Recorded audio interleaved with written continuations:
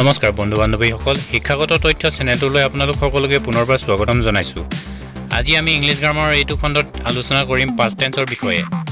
আহকচোন ভিডিঅ'টো এবাৰ সম্পূৰ্ণৰূপে চাওঁ।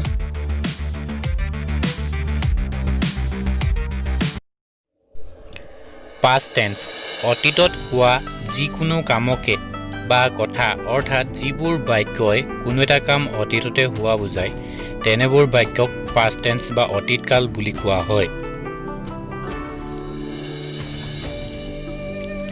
পাষ্ট টেন্সৰ ভাগ কেইটা আৰু কি কি?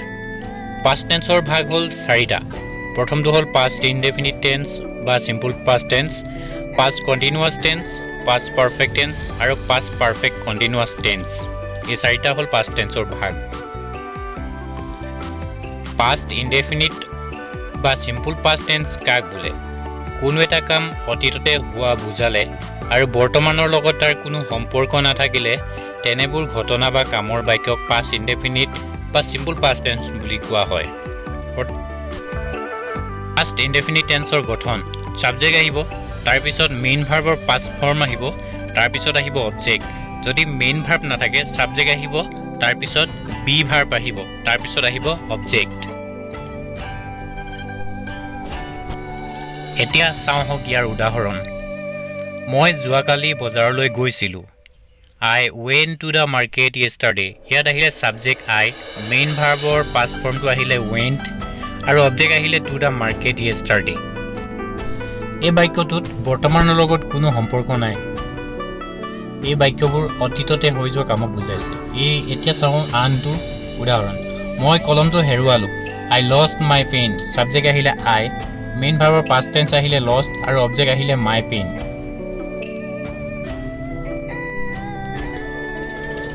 এতিয়া আহিলে পাষ্ট কণ্টিনিউৱাছ টেন্স।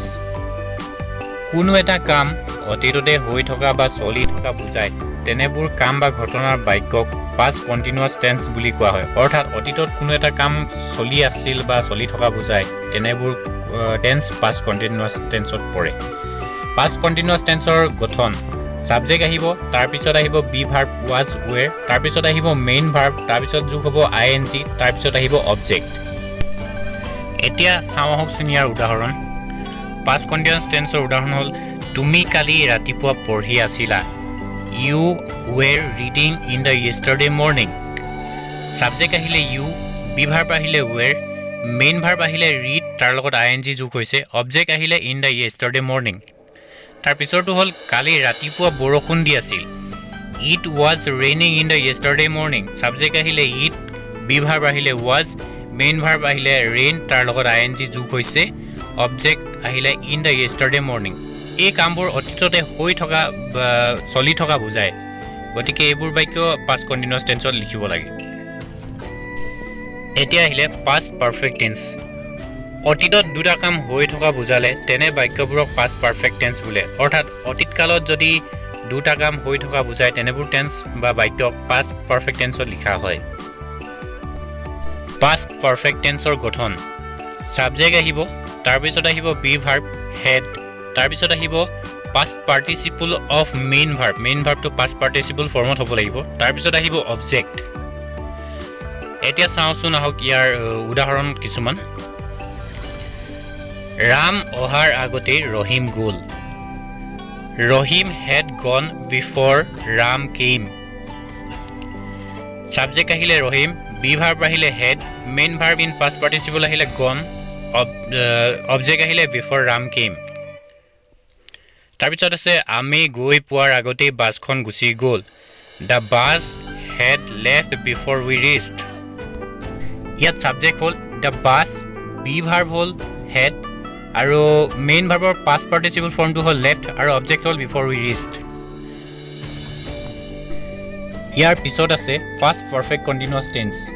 কোনো এটা কাম অতীতত আৰম্ভ হৈ নিৰ্দিষ্ট সময়লৈকে চলি আছিল বুজায় তেনেবোৰ বাক্যক পাষ্ট পাৰফেক্ট কণ্টিনিউৱাছ টেন্স বুলি কোৱা হয়। অৰ্থাৎ অতীতকালতে কোনো এটা কাম আৰম্ভ হৈ সেই অতীতকালতে নিৰ্দিষ্ট সময়লৈকে চলি থকাকে পাষ্ট পাৰফেক্ট কণ্টিনিউৱাছ টেন্স বোলে। পাষ্ট পাৰফেক্ট কণ্টিনিউৱাছ টেন্সৰ গঠনবোৰ এনেধৰণৰ।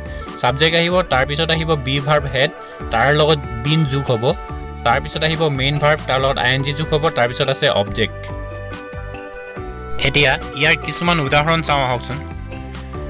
তেওঁ 3 বছৰ ধৰি কলকাতাত কাম কৰি আছিল he had been working in Kolkata for 3 years ইয়াত সাবজেক্টটো আহিলে হি বি ভাৰ্ব হ'ল হেড তাৰ লগত বিন যোগ হৈছে মেইন ভাৰ্ব হ'ল লিভ তাৰ লগত আইএনজি যোগ হৈছে অবজেক্ট হ'ল ইন কলকাতা ফৰ 3 years তাৰপিছত আছে মই 2 ঘণ্টা ধৰি কাম কৰি আছিলো I had been working for 2 hours সাবজেক্টটো আহিলে আই বি ভাৰ্ব হ'ল হেড তাৰ লগত বিন যোগ হ'ল মেইন ভাৰ্ব হ'ল ৱৰ্ক তাৰ লগত আইএনজি যোগ হৈছে আৰু অবজেক্ট হ'ল ফৰ 2 hours এই কামবোৰ অতীতত আৰম্ভ হৈ নিৰ্দিষ্ট সময়লৈকে চলি থকাটো বুজাইছে বন্ধু বান্ধৱীসকল ভিডিওটো চাই কেনে পালে নিশ্চয় কমেন্ট কৰি জনাব যদি কিবা বুজাত অসুবিধা হৈছে বা আপোনালোক আন কিছুমান সহায়ৰ প্ৰয়োজন হৈছে তেন্তে নিশ্চয় কমেন্ট কৰি জনাব আৰু লাইক আৰু শ্বেয়াৰ কৰিবলৈ নাপাহৰিব আৰু চেনেলটো এটা সাবস্ক্ৰাইব কৰি দিব যাতে ভৱিষ্যতে আপোনালোকে এনে ধৰণৰ ভিডিঅ'বোৰ সহজতে পাই থাকে ধন্যবাদ বন্ধু বান্ধৱীসকল